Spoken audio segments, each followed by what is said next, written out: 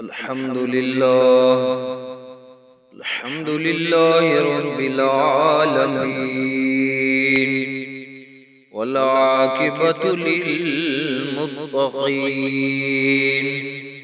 والصلاة والسلام على سيد الأنبياء والمرسلين، عليه وعلى آله وأصحابه أجمعين. أما بعد، فأعوذ بالله من الشيطان الرجيم. بسم الله الرحمن الرحيم. وما آتاكم الرسول فخذوه، وما نهاكم عنه فانتهوا. صدق الله مولانا العظيم، وصدق رسوله النبي الكريم الأمين، ونحن على ذلك لمن الشاهدين والشاكرين، والحمد لله رب العالمين. بلغ الأولى بكماله، كشف الدجى بجماله، حسنت جميع خصاله. صلوا عليه وآله. يا صاحب الجمال ويا سيد البشر، من وجهك المنير لقد نور القمر. لا يمكن ثناء كما كان حقه بعد الخدا. بزرگ تو قصہ مختصر، بڑی محبت سے درود پاک پڑھیے. اللہم صلی علی سیدنا و مولانا و ملجأنا و مأوانا محمد، و بارک وسلم وصلی علیہ. الصلاة والسلام علیک یا سیدی یا رسول اللہ، وعلى آلك وصحابك يا محبوب رب العالمين. صلاة وسلاما عليك يا رسول الله، وعلى آلك وصحابك يا جد الحسن والحسین. وضو کی سنتوں کا بیان ہے، اس کی دوسری فصل ہے. حضرت ابو ہریرہ رضی اللہ تعالی عنہ سے فرماتے ہیں کہ رسول اللہ صلی اللہ علیہ وآلہ وسلم نے فرمایا، جب تم کوئی لباس پہنو اور جب تم وضو کرو تو اپنی دائیں طرفوں سے شروع کرو. رواہ احمد و ابو داؤد. اور حضرت سعید بن زید رضی اللہ تعالی عنہ سے فرماتے ہیں کہ رسول اللہ صلی اللہ علیہ وآلہ وسلم نے فرمایا، جس نے وضو پر اللہ کا نام یعنی بسم اللہ پڑھنا نہ لیا، اس کا وضو ہی نہیں. رواہ ترمذی و ابن ماجہ. اور ابو داؤد نے حضرت ابو ہریرہ رضی اللہ تعالی عنہ سے روایت کیا ہے، اور دارمی نے ان ابی سعید الخدری ان ابی سے انہوں نے اس کے شروع میں یہ اضافہ کیا ہے اس کی نماز ہی نہیں جس کا وضو نہیں، اور حضرت لقید بن صبرہ رضی اللہ تعالی عنہ سے فرماتے ہیں میں نے کہا اے اللہ کے رسول صلی اللہ علیہ وآلہ وسلم آپ مجھے وضو کے بارے میں بتائیں۔ فرمایا پورا وضو کرو اور انگلیوں کے درمیان خلال کرو اور ناک میں زیادہ پانی ڈالو مگر یہ کہ تم روزے کی حالت میں ہو۔ رواہ ابو داؤد و ترمذی و النسائی۔ اور ابن ماجہ اور دارمی نے اسے ان کے قول بین الاصابع تک روایت کیا ہے۔ اور حضرت ابن عباس رضی اللہ تعالی عنہ سے فرماتے ہیں رسول اللہ صلی اللہ علیہ وآلہ وسلم نے فرمایا جب تم وضو کرو اپنے ہاتھوں اور پاؤں کی انگلیوں کے درمیان خلال کرو۔ رواہ ترمذی۔ اور ابن ماجہ نے بھی ایسے ہی، اور ترمذی کہتے ہیں یہ حدیث غریب ہے۔ اور حضرت مستور بن شداد رضی اللہ تعالی عنہ سے فرماتے ہیں کہ میں نے رسول اللہ صلی اللہ علیہ وآلہ وسلم کو دیکھا کہ جب آپ وضو کرتے تو اپنے پاؤں کی انگلیوں کے درمیان اپنے ہاتھ کی چنگلیاں سے خلال کرتے۔ رواہ ترمذی و ابو داؤد و ابن ماجہ۔ اور حضرت انس رضی اللہ تعالی عنہ سے فرماتے ہیں کہ جب رسول اللہ صلی اللہ علیہ وآلہ وسلم وضو کرتے ایک ہتھیلی میں پانی لیتے اسے اپنی ٹھوڑی کے نیچے داخل کرتے اور اسے اپنی داڑھی شریف کا خلال کرتے اور فرماتے میرے رب نے مجھے ایسے ہی حکم دیا ہے۔ رواہ ابو داؤد۔ اور حضرت عثمان رضی اللہ تعالی عنہ سے بے شک نبی صلی اللہ علیہ وآلہ وسلم اپنی داڑھی شریف کا خلال کرتے تھے۔ رواہ ترمذی و دارمی۔ اور حضرت ابو حیہ رضی اللہ تعالی عنہ سے فرماتے ہیں کہ میں نے حضرت علی رضی اللہ تعالی عنہ کو دیکھا انہوں نے وضو کیا اپنی ہتھیلیوں کو دھویا یہاں تک کہ انہیں صاف کر دیا، پھر 3 مرتبہ کلی کی اور 3 مرتبہ ناک میں پانی ڈالا اور 3 مرتبہ اپنا چہرہ دھویا اور 3 مرتبہ اپنے بازو دھوئے اور سر کا مسح 1 مرتبہ کیا، پھر ٹخنوں سمیت اپنے پاؤں دھوئے، پھر کھڑے ہوئے تو اپنے وضو کا بچا ہوا پانی پکڑا اور اسے کھڑے ہی پیا۔ پھر فرمایا میں نے یہ چاہا تھا کہ میں تمہیں دکھاؤں کہ رسول اللہ صلی اللہ علیہ وآلہ وسلم کا وضو کیسا تھا۔ رواہ ترمذی و النسائی۔ اور حضرت عبد خیر رضی اللہ تعالی عنہ سے فرماتے ہیں کہ ہم بیٹھے ہوئے حضرت علی رضی اللہ تعالی عنہ کی طرف دیکھ رہے تھے، جب انہوں نے وضو کیا اپنا دایاں ہاتھ برتن میں داخل کیا، بس اپنا منہ بھرا تو کلی کی اور ناک میں پانی ڈالا اور اسے اپنے بائیں بازو سے جھاڑا اور اسے اپنے بائیں ہاتھ سے جھاڑا اور آپ نے یہ 3 مرتبہ کیا۔ پھر فرمایا جسے اس بات کی خوشی ہو کہ وہ رسول اللہ صلی اللہ علیہ وآلہ وسلم کے وضو کو دیکھے تو دیکھ لے یہی آپ کا وضو ہے۔ رواہ دارمی۔ اور حضرت عبداللہ بن زید رضی اللہ تعالی عنہ سے فرماتے ہیں کہ میں نے رسول اللہ صلی اللہ علیہ وآلہ وسلم کو دیکھا، آپ نے کلی کی اور ناک میں پانی ڈالا ایک ہی ہتھیلی سے، آپ نے یہ 3 مرتبہ کیا۔ رواہ ابو داؤد و ترمذی۔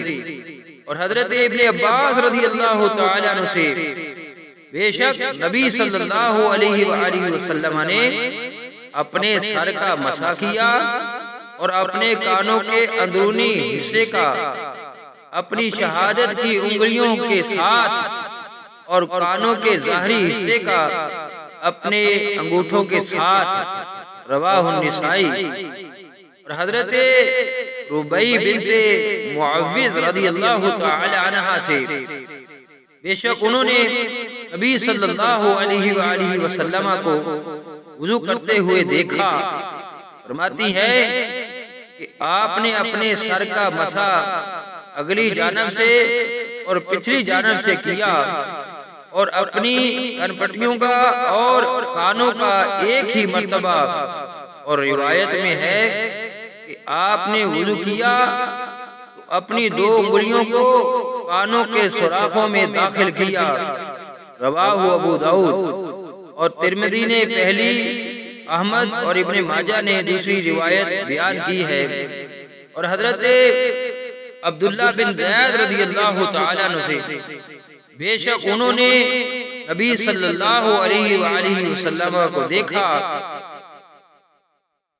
آپ نے وضو کیا اور آپ نے اپنے سر کا مسح اس پانی سے کیا جو آپ کے ہاتھوں کا بچا ہوا نہیں تھا، رواہ ترمذی اور مسلم نے اسے چند زائد الفاظ کے ساتھ روایت کیا ہے۔ اور حضرت ابو امامہ رضی اللہ تعالی عنہ سے انہوں نے رسول اللہ صلی اللہ علیہ وآلہ وسلم کے وضو کا ذکر کیا، فرمایا آپ گوشہ چشم آنکھ کے نیچے والا حصہ کو بھی ملتے تھے، اور فرمایا کان سر میں شامل ہے۔ ابن ماجہ، ابو داؤد اور ترمذی اور ان دونوں نے ذکر کیا۔ حماد راوی کہتے ہیں کہ مجھے نہیں معلوم اذنانی من الراس، حضرت ابو امامہ رضی اللہ تعالی عنہ کا قول ہے یا رسول اللہ صلی اللہ علیہ وآلہ وسلم کا فرمان ہے۔ اور حضرت عمر بن شعیب رضی اللہ تعالی عنہ سے اپنے باپ سے، وہ اپنے دادا سے فرماتے ہیں کہ ایک آدمی نبی صلی اللہ علیہ وآلہ وسلم کے پاس آیا، وہ آپ سے وضو کے بارے میں پوچھ رہا تھا، آپ نے اسے تین مرتبہ اعضاء کو دھو کر دکھایا، فرمایا وضو اس طرح کرنا ہے، اور جس نے ان سے 3 سے زیادہ کیا بس تحقیق اس نے برا کیا اور حد سے بڑا اور ظلم کیا، رواہ النسائی۔ ابن ماجہ اور ابو داؤد نے اس کے ہم معنی روایت بیان کی ہے۔ اور حضرت عبداللہ بن مغفر رضی اللہ تعالی عنہ سے بے شک انہوں نے اپنے بیٹے کو یہ دعا کرتے ہوئے سنا، اے اللہ میں آپ سے جنت کے دائیں جانب سفید محل مانگتا ہوں، کہا ہے میرے بیٹے اللہ سے جنت مانگ اور جہنم سے اس کی پناہ پکڑ، بس بے شک میں نے رسول اللہ صلی اللہ علیہ وآلہ وسلم کو فرماتے ہوئے سنا، ان قریب اس امت میں ایسی قوم عوام ہوگی جو وضو اور دعا میں حد سے بڑھیں گے، رواہ احمد و ابو داؤد و ابن ماجہ۔ اور حضرت ابی بن کعب رضی اللہ تعالی عنہ سے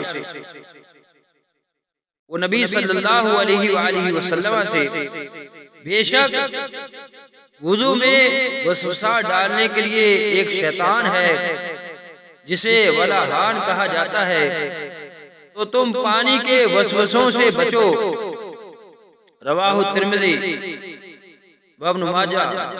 اور ترمذی کہتے ہیں یہ حدیث غریب ہے، اس کی سند محدثین کے نزدیک کبھی نہیں، کیونکہ ہم نہیں جانتے کہ خارجہ راوی کے سوا کسی نے اسے مسند مرفوع کیا ہو، اور وہ ہمارے اصحاب کے نزدیک کبھی نہیں ہے۔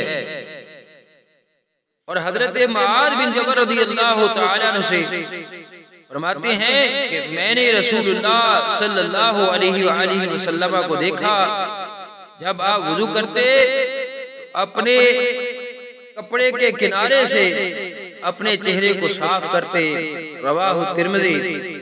اور حضرت عائشہ رضی اللہ تعالی عنہا سے فرماتی ہیں کہ نبی صلی اللہ علیہ وآلہ وسلم کے پاس ایک کپڑا تھا، آپ وضو کرنے کے بعد اس سے اپنے اعضاء کو صاف کرتے، رواہ ترمذی۔ اور انہوں نے کہا یہ حدیث قائم نہیں ہے کیونکہ اس میں ابو معاذ راوی محدثین کے نزدیک ضعیف ہے۔ تمنا ہے کہ دنیا میں کوئی کام کر جاؤں، تمنا ہے کہ دنیا میں کوئی کام کر جاؤں، ہر پرچم سے اونچا پرچم اسلام کر جاؤں، ہر پرچم سے اونچا پرچم اسلام کر جاؤں، نہ دنیا سے نہ دولت سے نہ گھر آباد کرنے سے، تسلی دل کو ہوتی ہے خدا کو یاد کرنے سے، تسلی دل کو ہوتی ہے خدا کو یاد کرنے سے، دل غافل نہ ہو یک دم یہ دنیا چھوڑ جانا ہے، بغیچے چھوڑ کر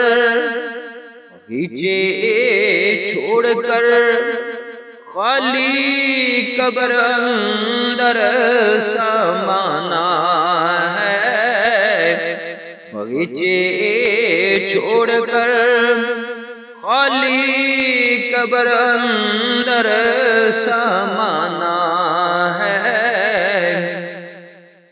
نبی کریم علیہ السلام کی محبت، اللہ وحدہ لا شریک کی محبت، یہ ایمان کا تقاضا ہے کہ دل کے اندر اللہ کی محبت بھی موجود ہو اور اس کے پیارے رسول کی بھی محبت موجود ہے۔ جس کے دل کے اندر اللہ وحدہ لا شریک کی محبت موجود ہوتی ہے، اس کے پیارے رسول کی محبت موجود ہوتی ہے، اللہ تبارک و تعالی ان پہ اپنا کرم بھی فرماتا ہے، اپنا فضل بھی فرماتا ہے، اپنی رحمتوں کا نزول بھی فرماتا ہے۔ رحمت دا دریا الہی ہر دم وغدا تیرا، جے ایک قطرہ بخشے شان کم بن جاندا ساڈا، جے ایک قطرہ بخشے شان کم بن جاندا ساڈا۔ رب کریم نے خود قرآن مجید کے اندر ارشاد فرمایا، لا تقنطوا من رحمت اللہ، اللہ کی رحمت سے نا امید نہ ہونا، جے ایک قطرہ بخشے احسان تے کم بن جاندا ساڈا، جے میں ویکھاں عملاں ولے تے کچھ نہیں میرے پلے،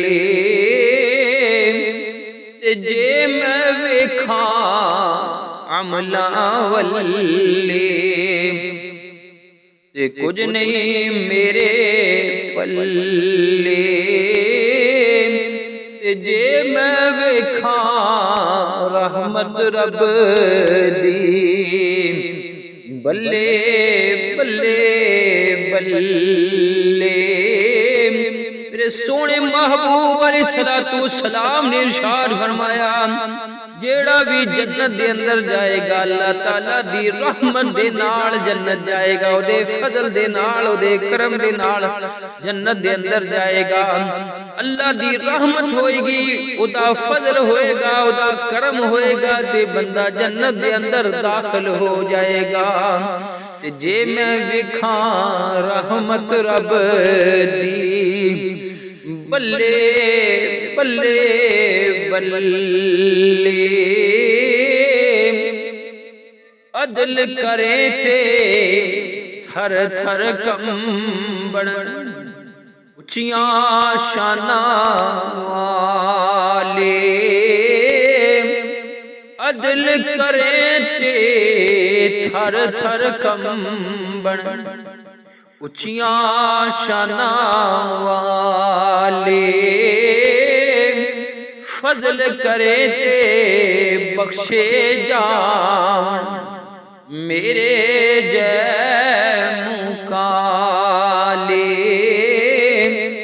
فضل کرے تے بخشے جان میرے جے مکالے اول حمد ثنا الہی تے جو مالک ہر ہر دا اس دا نام گتارن والا اس دا نام گتارن والا کسے میدان نہر اس دا نام جتارن والا کسے میدان نہر یارا مینوں آن ڈرایا